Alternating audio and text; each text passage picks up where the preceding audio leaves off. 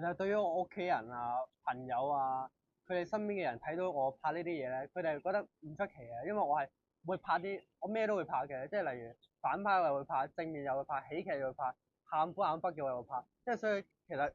我拍呢一套戲咧，對於佢嚟講只不過係 CV 嘅其中一項咁樣，所以佢哋覺得冇乜特別嘅。然後佢哋嗰陣時睇咧，因為佢係一個我少數地好公眾地可以大家都睇到嘅一個作品咧，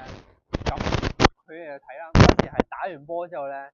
出街佢哋就成班人坐喺 M 記，我係坐對面啦，佢哋5個人坐喺前面，就係之後咁樣睇。如果就咧，可能去到一啲出櫃嘅位啊，或者一啲我講話咩，其實我係同性戀啊嗰啲，佢就嗰啲咯。但係其實佢哋係